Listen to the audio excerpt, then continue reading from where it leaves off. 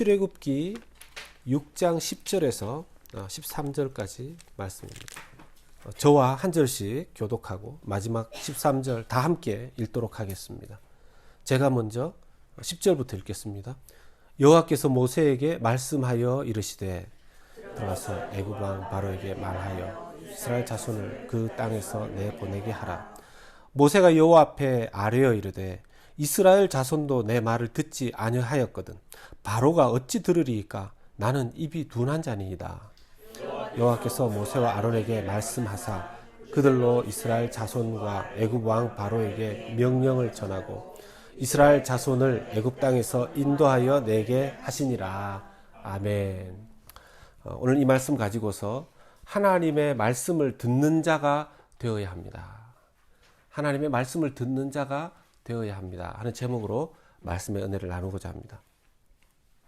여러분, 신조어라는 말이 있습니다. 신조어. 없던 말인데 새롭게 만들어진 그런 말이죠. 요즘 신조어 중에서 답정너라는 단어가 새롭게 신조어로 쓰여집니다. 답정너 들어보셨습니까? 답정너. 이 답정너라는 말은요, 답은 정해져 있고 너는 대답만 하면 된다, 이런 뜻입니다. 이런 뜻이라고 합니다. 그러니까 누구와 대화를 하고 이야기를 하는데 대화를 하는 그 사람이 이미 답이 정해져 있는 거예요. 그리고는 계속해서 질문을 합니다. 그럼 그 답이 나올 때까지 계속해서 질문을 하겠죠.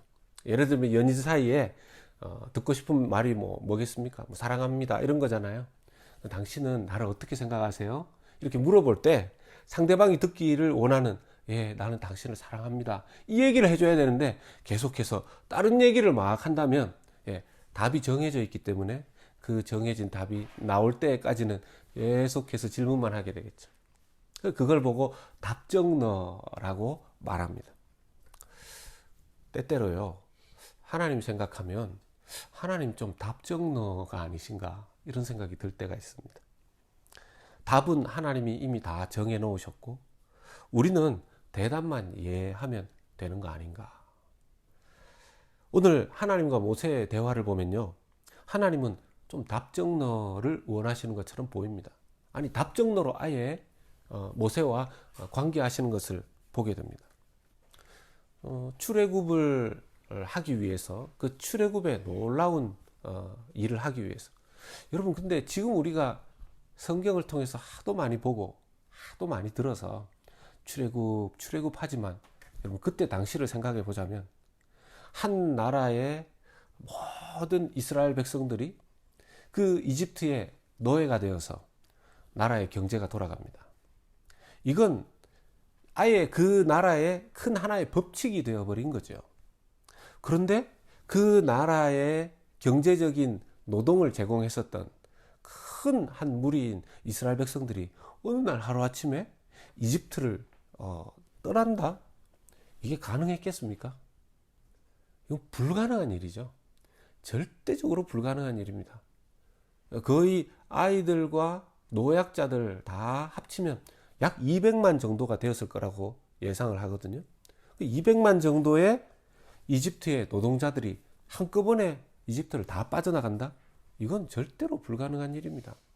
그런데 하나님께서 모세에게 그 사명을 주시고요, 그것은 이스라엘 백성들의 조상적부터 하나님께서 하셨던 그 약속을 지키시기 위해서 하나님께서 출애굽의 이 프로젝트를 진행해 나가시는 거죠. 모세는 왜 자기가 그걸 감당해야 되는지 막 받아들이기 어려워했지만 하나님이 설득하셔서 바로 왕을 만났었습니다. 바로 왕을 만나서 이스라엘 백성들 데리고 떠나겠습니다 얘기했을 때 바로가 좋아할 리도 없고 또 좋아하지 않는 반응을 그 자리에서 보여주었죠. 그리고 나서 이 바로 왕과 이스라엘 백성들의 관계는 악화되었습니다. 힘이 있고 권위 있었던 바로 왕은 오히려 이스라엘 백성들을 더 강하게 짓누르기 시작했습니다. 까불지 말라는 거죠. 엉뚱한 생각하지 말라는 겁니다. 더 억압하고 그 억압을 통해서 더 통제하고자 했었던 것이죠.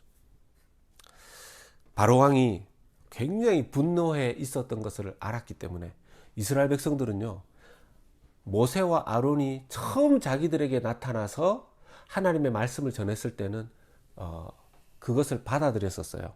그런데 모세와 아론이 바로 왕을 만나고 나서 상황이 악화된 다음부터는 이스라엘 백성들이 겁이 나서 두려워해서 모세와 아론의 말을 잘 듣지 않았습니다. 당신 때문에 오히려 지금 우리 삶의 형편이 어려워졌습니다. 바로 그게 앞부분의 이야기였었습니다. 모세와 아론은 난처해졌습니다. 특히 모세는 이런 생각이 든 거죠. 아니, 하나님, 내가 이래서 안 한다고 하지 않았습니까?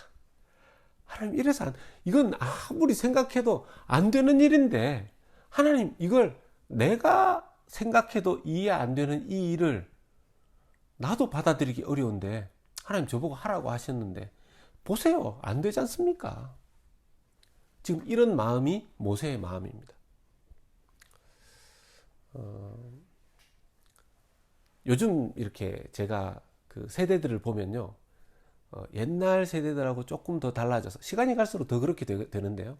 합리적으로 이해가 안 되면 따르기 힘들어 합니다. 이렇게 권위가 작동하던 시대가 좀 달라진 것 같아요. 그래서 이전에는 하라면 해. 이러면 하는 경우들이 많이 있었는데 지금은 해. 이러면 왜요? 왜 해야 되죠? 납득이 돼야 돼요. 납득이 돼야 됩니다. 지금 모세는 자기도 납득이 안 된 상태거든요. 그래서 바로에게 이야기했고 안 통하니까 이걸 안타까워하면서 하나님, 이 출애굽 자기도 믿는데 이거 하나님의 약속대로 출애굽의 역사가 이루어져야 되는데 안 됐습니다. 하나님, 저 모세에게 힘을 주십시오. 이렇게 나오는 게 아니고요. 모세의 반응은 하나님 보십시오. 내가 안 된다고 했지 않습니까? 나도 안 믿는 것을 하나님 하라고 했는데 이거 뭐 어떡합니까 이거. 이런 지금 분위기인 겁니다. 그때 하나님께서 모세에게 다시 나타나십니다. 우리가 생각하기로는, 아니 제가 생각하기로는요, 이럴 때 하나님께서 모세를 좀 이렇게 다독이시면서 그래 모세야 힘들지, 바로 걔가 못돼서 그래, 내가 너에게 힘을 줄게, 너 마음 위로해 줄게, 이렇게 하면서 모세를 다독이었으면 좋겠다 싶은 게 제 생각인데요, 하나님 그렇게 하지 않으십니다. 오늘 10절 말씀과 11절 말씀을 보십시다. 여호와께서 모세에게 말씀하여 이르시되 들어가서 애굽 왕 바로에게 말하여 이스라엘 자손을 그 땅에서 내보내게 하라. 하나님 거의 답정너이신 것 같아요. 답이 정해져 있는 거예요. 지금 모세는 어쩔 줄 몰라 하고 있는데 하나님 여호와께서 나타나셔서 모세에게 너 바로에게 다시 들어가라. 그래서 이스라엘 백성들 데리고 나가겠다고 이야기하라. 지금 이렇게 말씀하시는 겁니다. 그냥 모세는 하나님으로부터 숨을 쉴 수 없을 정도로 지금 어떻게 보면 좀 답답한 마음 있을 거라고 생각이 들어요. 그러면서 모세가 하나님께 하소연하듯이 이렇게 얘기합니다. 오늘 말씀 출애굽기 6장 12절 말씀에 모세가 여호와 앞에 아뢰어 이르되 이스라엘 자손도 내 말을 듣지 아니하였거든 바로가 어찌 들으리이까? 나는 입이 둔한 자니이다. 저는요, 이 말씀 묵상하다가 하나님의 마음이 이해되는 게 아니고요, 모세의 마음이 이해가 되는 거예요. 제가 이 말씀 묵상하면서 하나님, 모세의 말이 더 일리 있지 않습니까? 모세가 더 논리적으로 맞지 않습니까? 하나님 논리가 없으십니까? 이런 생각이 확 올라오는 거예요. 이스라엘 자손도 모세의 말을 안 들어줬습니다. 안 믿어줬습니다. 그런데 왕에게 가서 그 말을 전하라고요? 자기 동족도 자기 말을 안 믿고 안 들어주는데, 예? 왕이 자기 말을 들어줄 리가 있습니까? 그게 맞는 거 아닙니까? 제가 우리 집 가족들에게 어떤 말을 전해도 하나님이 나타나셨는데 달라스에서 떠나서 저 아프리카로 가라고 하던데요. 이렇게 얘기하면 가족들이 아이고 뭐 아버지 요즘 기도를 너무 많이 하시거나 좀 방향이 이상하신 거 아닙니까? 이렇게 나왔다면 우리 가족들이 안 받아들이는구나. 그런데 하나님이 나타나셔가지고 저도 이해가 안 되는데 트럼프 대통령에게 가서 이야기를 해라. 가족들도 안 믿어주는데 남이 믿어주겠습니까? 그것도 한 나라의 왕이. 이게 모세의 논리가 더 맞는 거 아닙니까? 그래서 저는 하나님, 제가 생각할 때는 모세가 논리적으로 더 맞는 것 같은데요. 그럼 하나님은 논리가 없으신 분이십니까? 우리의 하나님을 향한 고민과 답답함이 이런 부분에서 있습니다. 하나님은 이런 모세의 이 정말 고충을 듣는 둥 마는 둥 하시는 것처럼 자기 말만 또 하십니다. 출애굽기 6장 13절 말씀에 뭡니까? 여호와께서 모세와 아론에게 말씀하사 그들로 이스라엘 자손과 애굽 왕 바로에게 명령을 전하고 이스라엘 자손을 애굽 땅에서 인도하여 내게 하시니라. 그냥 사실 이 13절 말씀은 결론적인 것이 갑자기 툭 등장한 겁니다. 모세가 하나님 앞에 아무리 자신 없고 하나님께 핑계를 대고 변명을 했었어도 하나님은 모세와 아론을 통해서 결국 애굽 땅에서 이스라엘 자손들을 이끌어 내게 하셨습니다. 라는 결론을 갑자기 이렇게 툭 집어넣은 겁니다. 그래서 저는 오늘 출애굽기 6장 10절에서 13절의 이 짧은 말씀 안에 우리와 하나님과의 관계에 큰 힌트를 기록해 놓았다라고 생각이 듭니다. 오늘 말씀을 통해서 하나님께서 정말 우리에게 원하시는 게 뭔가? 그냥 막 밀어붙여서 하나님의 일을 하게 하시는 것인가? 하나님 뜻대로 살지 않으면 막 하나님께서 다그치시고 채찍질하시고 이게 하나님의 목표인가? 라고 때로는 하나님의 의도가 의심될 때가 있는데요. 그런 것이 아니고 하나님께서 정말 우리의 삶에 원하시는 삶의 방식이 무엇인가를 하나님 오늘 이 말씀 통해서 우리에게 가르쳐 주실 것입니다. 우리의 삶을 믿는 자로서 살아갈 때요, 우리의 입에서 자주 나올 수 있는 말은 하나님 힘들어요. 하나님 너무 힘들어요. 이런 말이 우리의 입에서 자주 나옵니다. 하나님 힘듭니다. 너무 힘듭니다. 여기서 하나님 뜻대로, 하나님 믿는 분들 중에서 내가 하나님 뜻대로 살아야 된다라는 것을 혹시 모르시는 분 계십니까? 다 알죠. 하나님 뜻대로 살아야 되죠. 내가 하나님 믿는다면. 그런데 하나님 뜻대로 살아야 한다는 것을 아는 것과 하나님 뜻대로 사는 것, 내가 그것을 그렇게 믿고 그렇게 알고 있지만 하나님 뜻대로 사는 것은 어떻습니까? 그건 별개의 문제예요. 그건 너무 힘들어요. 너무 힘듭니다. 여기에는 우리 자신의 죄성도 크게 작용하고요, 세상도 한몫합니다. 세상은 우리가 하나님 뜻대로 살도록 가만히 놔두지 않거니와 주변을 돌아보면요, 하나님 뜻대로 살아가는 사람이 잘 보이지도 않는 것 같습니다. 누구에게 하나님 전하는 것 더더욱 힘들죠. 하나님 뜻을 전하는 것은 더욱 힘든 세상입니다. 역사를 되짚어 보면요, 크리스찬이 되는 것이 쉽고 분위기가 좋았던 때가 있었어요. 여러분 초대교회 때만 돌아보더라도 처음에 그 기독교 초기는 기독교인이 된다라는 것, 그건요 많은 자기의 가족들, 자기의 직업, 자기의 인생이 굉장히 그 어려운 삶을 살아가는 것을 상징하는 그런 때가 있었습니다. 예수 믿는 것 때문에 좋은 직업도 주지 않았었고요, 자기들끼리 아주 누추한 곳에 살았어야 되는 그런 때가 있었습니다. 그런데 로마가 기독교를 자기의 국교로 공식적으로 인정해 주면서 그때 이후로는 어떤 일이 발생했죠? 사람들이 다 기독교인 되고 싶어 했어요. 로마 황제가 자기 어머니의 신앙과 기도를 따라서 로마 황제가 자기가 기독교인이 되고 자기의 권위로 로마 전체의 우리의 국교는, 우리 국가의 종교는 기독교이다 를 선언한 이후로 모든 관료들이 그리스도인이 되기 시작했습니다. 그때 그리스도인이 되는 것은요, 오히려 이 편한 삶을 상징해 주는 것이었어요. 지금 크리스찬이 된다라는 것, 내가 크리스찬이다라는 것, 쉽지 않은 시대입니다. 과거에 언젠가 목사가 직업으로서 아주 인기가 좋았었던 때가 있었대요. 예. 또 어떤 때는 그러니까 이게 참 왔다 갔다 이렇게 하는데요. 지금은 어쨌든 그렇지는 않은 것 같아요. 왜냐? 신학교에 가는 숫자가 자꾸 줄어들고 있어요. 그 말은 목사가 세상 안에서의 직업으로도 별로 인기가 없다는 뜻이 되겠죠. 여러분들은 어떠십니까? 하나님을 잘 믿고 살아야지를 머리로 아는 것과 하나님 뜻대로 사는 것은요, 나 자신 때문에 또 환경 때문에, 세상 때문에 쉽지 않습니다. 영향받습니다.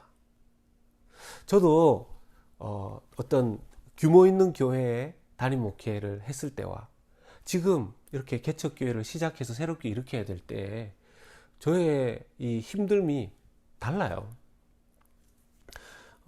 이전에는 뭐 다른 교역자들도 있고 또 뭐 건물도 있고 있기 때문에 걱정 안 해도 되던 일들이 지금은 제 걱정거리가 된 겁니다.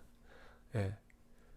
장소 때문에 이제 계속 기도하고 알아보고 다니고 또 어떤 곳에 연락도 해보고 이렇게 하는데요. 쉽지가 않아요. 쉽지가 않아요. 지금 이제 그 코비드 19 이런 상황이기 때문에 미국 교회도 대화를 하는 것에 있어서 본인들도 부담이 있고요. 또 다른 장소들도 제가 이때까지 뭐 어디 어쩌다가 한 번씩 집이나 구하러 다녔지 무슨 이렇게 넓은 장소 구하러 다녀봤겠습니까? 비즈니스도 안 해봤는데. 그러다 보니까 이게 맞는 건지 저게 맞는 건지 시세가 어떻게 되는 건지 잘 모르겠는 거예요.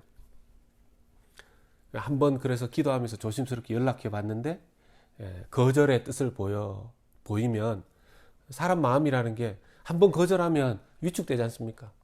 그런데 또 기도하고 하다 보면 자꾸 그 장소가 생각나고 또 그 교회가 생각나고 이럴 때는 연락을 또 해봐야 될 것 같은 거예요. 왜냐하면 제가 또 이 일을 앞장서서 섬겨야 되는 사람이니까.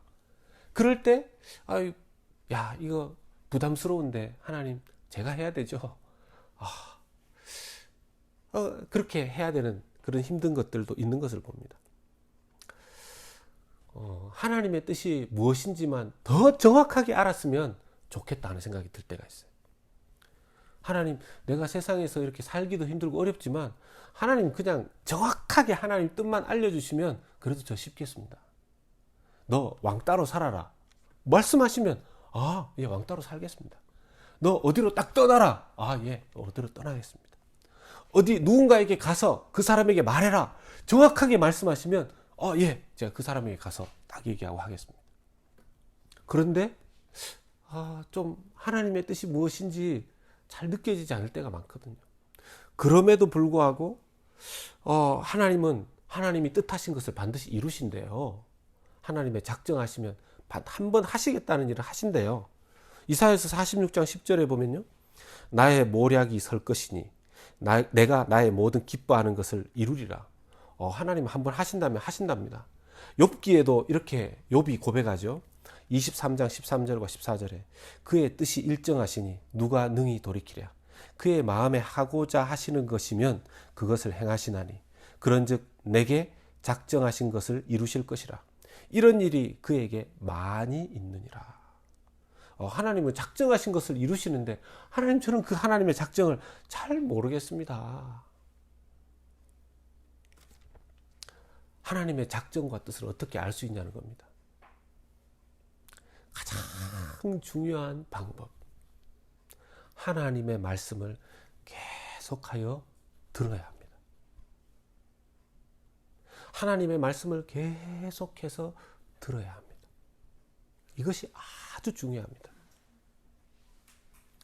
여러분 출애굽기 6장 10절에서 13절까지 이 네 구절 안에 하나님께서는요 10절에 여호와께서 모세에게 말씀하여 이르시되 13절에 여호와께서 모세와 아론에게 말씀하사.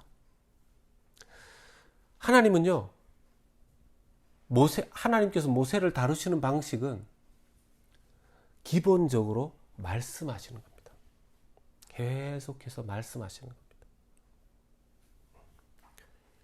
만약에 하나님께서 더 이상 나에게 말씀을 안 하시는 것 같다.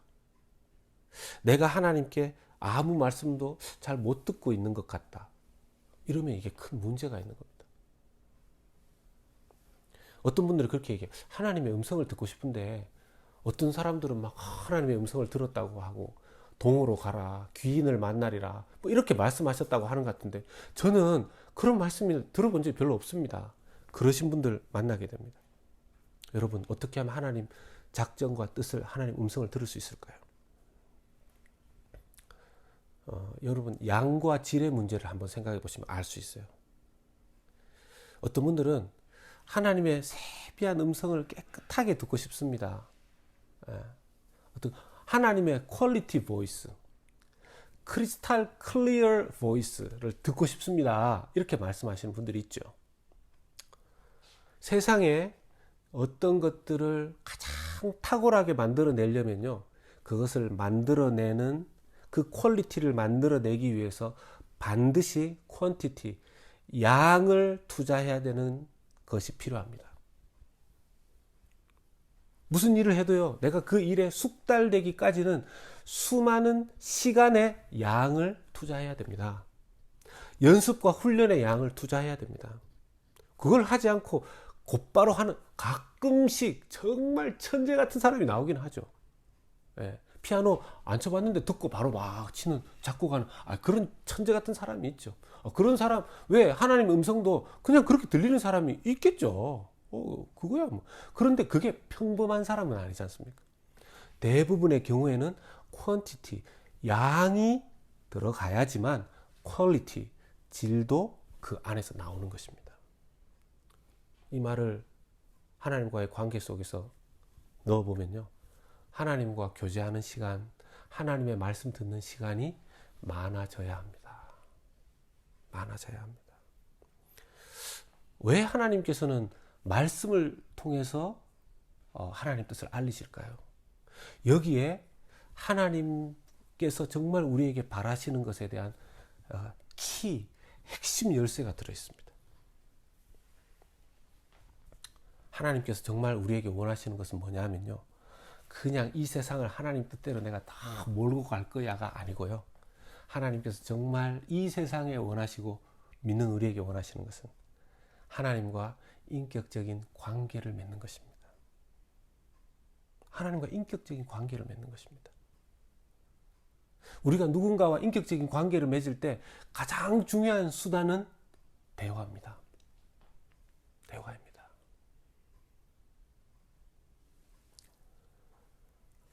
하나님께서는 모세에게 계속해서 말씀하십니다.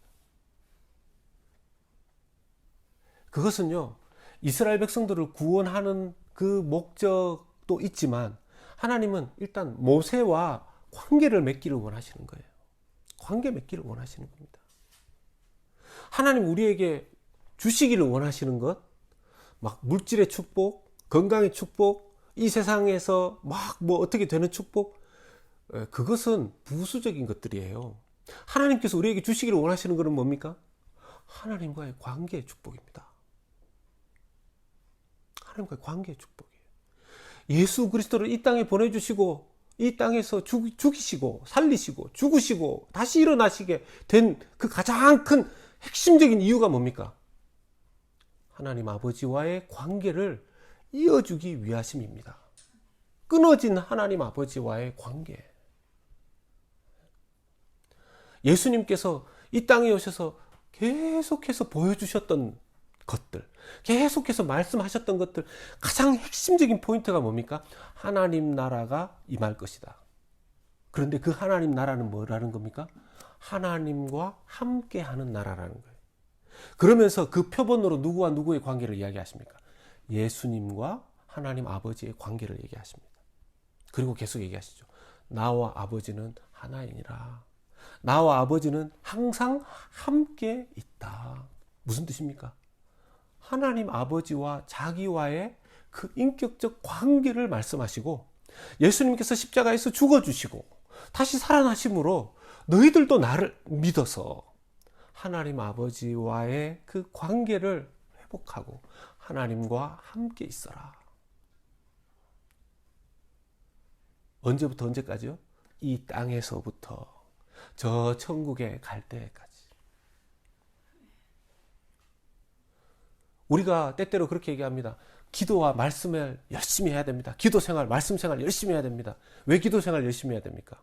뭐 그냥 막 성령의 충만함 받아서 막 따따따 막 방언하고 막 그냥 막 성령의 막 이 응답들을 받아서 막 카리스마 막 이런 것들을 경험하기 위함입니까? 말씀을 왜 많이 읽고 묵상하고 해야 됩니까? 성경적 지식을 막 쌓기 위함입니까? 가장 중요한 이유는 기도와 말씀을 통해서 하나님과 관계하라는 것입니다. 하나님과의 관계의 수단으로 여겨야 됩니다. 기도와 말씀은. 예.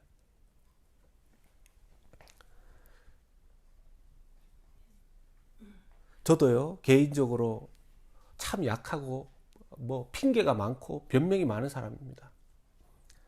저는 아주 평범한 보통 죄인입니다. 예, 저는 아주 평범한 보통 죄인입니다. 그래서 남 핑계 대는 거, 변명하는 거, 이게 그냥 익숙하죠. 여러분들은 안 그러십니까? 저는 아주 보통 평범한 죄인입니다. 아주 가끔씩 보면 아주 그 특별한 죄인들이 계시더라고요. 겸손하고 남 핑계 안 대고 자기 책임 다 하고 제가 보면 그런 분들은 아주 특별한 가끔씩 잘 보기 어려운 죄인들입니다. 예, 아주 성적이 좋은 죄인들이시죠. 그런데 누구나 다 할 것 없이 다 죄성을 가진 죄인들이죠. 예수님을 인격적으로 영접하고 성령을 받고 구원의 약속을 받았지만 하나님과의 관계를 통해서 하나님은 우리의 삶을 정말 하나님 뜻대로 살아가게 하는 그 관계 안으로 계속해서 우리를 부르십니다. 그것의 가장 중요한 방식이 하나님 말씀입니다. 그래서 하나님 말씀을 떠나서 신앙생활을 하면 그때부터 위험해지는 거죠. 말씀을 계속 듣는 겁니다. 요즘 성경 읽고 큐티하는 일을 계속 하고 계십니까? 하나님과의 관계에 서먹함이 없고 친밀하십니까? 그렇지 않다면요, 나는 지금 하나님의 말씀을, 지금 하나님과의 관계를 나도 모르게 소홀하게 하고 있는 것입니다. 여러분, 하나님은 답정너 맞으십니다. 하나님 답정너 맞으십니다. 하나님은 어떻게 답을 정해 놓으셨냐면요, 하나님 우리를 사랑하시겠다고, 나는 너를 사랑한다고 답을 정해 놓으셨어요. 그리고 나는 너를 위해 죽었고 나는 너와 영원히 함께 하기를 원한다 라고 답을 정해 놓으셨어요. 하나님 우리와 그 관계를 누리시기 원하셔서 우리에게 기도도 우리에게 말씀도 주시는 것이죠. 그런데 우리가 자꾸 딴소리 하면 하나님과의 관계가 서먹해질 수밖에 없죠. 하나님은 나는 너를 사랑한다. 하나님 가장 원하시는 답은 뭡니까? 예, 저도 하나님 사랑합니다. 예, 저도 하나님 좋습니다. 저는 하나님이 제일 즐겁습니다. 저는 하나님 생각하면 제일 해피합니다. 저는 하나님만 생각하면 그냥 막 가슴이 두근두근합니다. 하나님만 생각하면 기뻐서 어쩔 줄 모르겠습니다. 이게 하나님이 정해놓으신 답이에요. 그런데 우리는 자꾸 딴소리를, 다른 대답을 자꾸 하니까 핀트가 안 맞죠. 하나님 저는 이거 원합니다. 하나님 저 이거 해주세요. 하나님 저 집 사주세요. 하나님 저 뭐 해주세요. 뭐 해주세요. 그거는 부수적으로 하나님께서 하나님 관계 안에서 주시는 거죠. 보니까 막 하나님과의 관계가 이렇게 좋은데 얘가 이게 필요하네 주시는 거죠. 찬양처럼 하나님께서는 너의 쓸 것을 채우신다 하는 찬양이 참 맞는 얘기 아니겠습니까? 말씀으로 세상을 창조하신 하나님은요, 말씀으로 하나님 나라도 세우시고 말씀으로 모든 일들을 하십니다. 누가 이 세상에서 하나님 앞에 쓰임 받을까요? 누가요? 지식 많은 사람이요, 힘 센 사람이요, 돈 많은 사람이요? 아닙니다. 하나님의 말씀을 잘 듣는 그 사람이 하나님 나라를 세우는 사람이 되는 줄로 믿습니다. 여기 놀라운 비밀이 들어있죠. 여러분, 모세와 아론이 뭡니까? 하나님이 왜 모세를 왕궁에 있을 때 사용하시지 않고 광야에 있을 때 사용하십니까? 왕궁에 있을 때 그가 하나님 말씀을 듣지 못했지만 광야에 있을 때 하나님의 말씀을 듣게 되었어요. 그리고 그때 이후로 모세는 나이 많죠? 힘도 없죠? 이제는 왕자도 아니죠? 모세가 잘하는 것,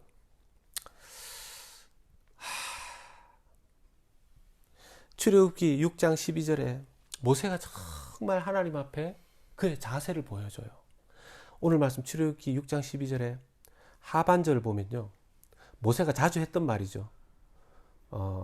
나는 입이 둔한 자니이다. 나는 입이 둔한 자니이다. 이게 하나님, 저 말 잘 못하는 사람입니다, 이런 뜻도 되지만 여기에 포함되어 있는 게 뭐냐면요, 하나님, 저 사람들과 관계하는데 서툰 사람이에요. 저는 하나님과 관계하는데도 서툰 사람입니다, 이런 뜻입니다. 근데 하나님 이 고백을 너무 좋아하시는 거죠. 왜요? 모세의 이 말 속에는 자기의 관계의 미숙함을 이야기하거든요. 자기의 존재의 미숙함을 이야기하는 거예요. 우리가 하나님 앞에 기도할 때 어떤 기도를 좋아하시냐면요, 미사역으로 목사들 저처럼 저 같은 목사들처럼 그냥 기도가 술술술술술 막 이렇게 나오는 그런 기도보다 더 원하시는 기도는 정직하게 어린아이처럼, 하나님, 저 입이 둔해요. 저 하나님과 관계하는데 서툴러요. 하나님, 저 이런 부분 잘 모르겠어요. 이걸 좋아하시는 거죠.